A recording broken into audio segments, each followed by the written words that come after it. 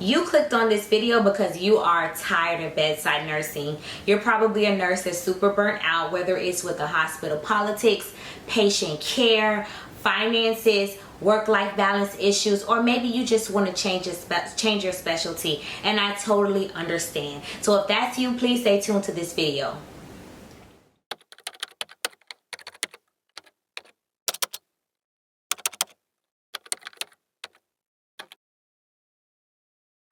My name is Courtney Noel. I'm a registered nurse, and I have been a registered nurse for 15 years, with the last 7 of those years being in utilization review and case management. And I help burnt out bedside nurses transition from the bedside to utilization review and case management positions. Most times they are remote. So if that sounds like something that you need assistance with or you're interested in, my information is in the description box below. Now let's get into the video. How can you transition from bedside nursing by 2025? This is a 3-part series. So if you haven't watched part 1, I suggest you go back and watch part 1. That'll be linked right here. And then if you have watched part 1 and you're back, hey girl, hey, welcome back. This is part 2. And part 2 is revamp your resume. You guys, I did not know how bad it was in the nursing community until I became a part of the interviewing panel at my position that I'm in now. And you guys, you have to revamp your resume. Like, it does really matter. And I feel like as nurses, we kind of get lazy because, to be honest, in our profession, as long as you have the experience and it checks out and you know, they do their background check, whatever the case may be, nobody's really checking for your resume like that. It's like, okay, I got the experience, I know what I'm doing, hire me. But when you are trying to transition into a utilization review role, a case management role, roles that are a little bit more corporate, a little bit more business, the resume matters. And why I say that is because the people that are doing the interviews most times are more corporate people. So they're looking at corporate business things. They want to make sure that they read your resume. They want to know what experience that you have. They want to know what schools you went to and how are you going to be able to transition from a bedside nurse into these roles.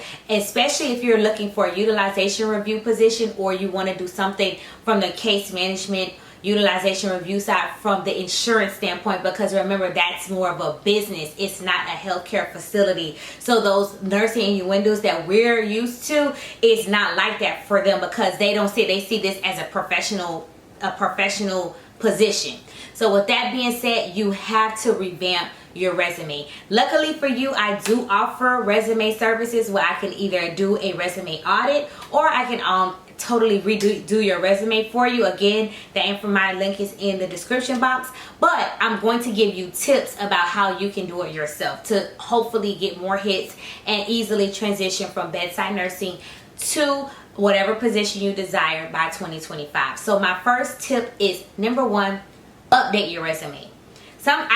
We've gone into an interview recently, and this particular nurse had a good resume, but when we actually started to drill down her experience, it wasn't updated. And so we were like, basically, you know what I'm saying? This isn't a current resume. This doesn't reflect your job experience. So if you haven't gotten your resume together and you're coming to us to do an interview, we're going to think that you don't have your life together, because like, how you don't have your resume together? So update your resume, okay? Update your resume, make sure it's current, make sure it reflects all your experience. Now with that being said, my number 2, I have notes here because guys, it has been eye-opening for me. Number 2 is have multiple resumes. Okay, so let me tell you why I say this, because not every experience that you have is in step with the positions that you apply for, and it could come off as a little bit all over the place, right? So if you have a wealth of, or maybe if you have a wealth of experience, say you've done ICU, say you've done PACU, and then you pop in there and you like, okay, I did COVID camp. Like, it's like, no, we want to know how strong of your nurse you are, and how have you been able to do some type of case management or utilization management not necessarily that you did it, but you have some exposure to it. But if your resume is all over the place, you need to kind of tailor your resume for that position. So maybe you'll have a utilization review resume. Maybe you'll have a case management resume.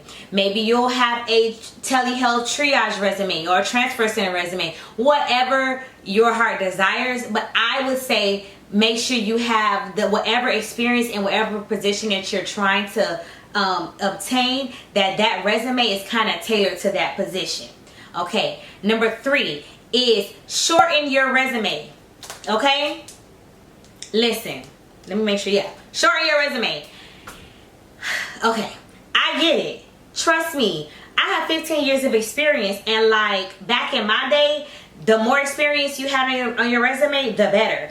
I get it, trust me, I do. But I'm gonna be honest with you, from what I'm seeing, like those days are really gone. Like you might have, if you're a nurse with like 15-20 years experience, I would say that you have 2 pages, maybe 3 pages max for a resume. Like 4 or 5 pages, baby, those days are gone.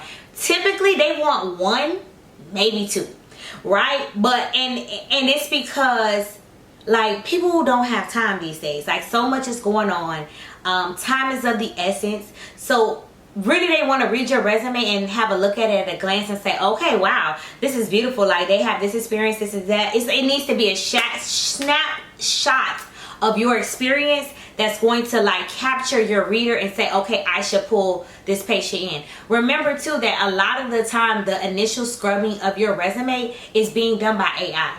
So it really needs to be to the point. It doesn't need to be too wordy, in my opinion. Any HR people, correct me if I'm wrong, but it has to be like in step with the position that you're applying for it to even get pulled. So having all these words and all this jargon, I don't necessarily know if that helps.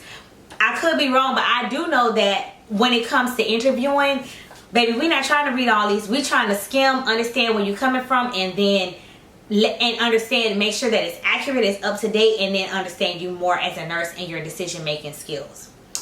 My last tip about resume is, I know this might sound, I know coming from where I'm from my day, they didn't like for you to do this, but I think that that's changed now.